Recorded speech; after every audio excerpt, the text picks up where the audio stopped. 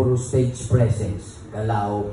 Medyo nawala yung concentration sa song. Feeling ko nabigay ko yung best ko kasi I entertained the whole show and natuwa naman sila Sir Renz. Mas mabibigay ko pa yung best ko if ako makakapasok sa Daily Winner.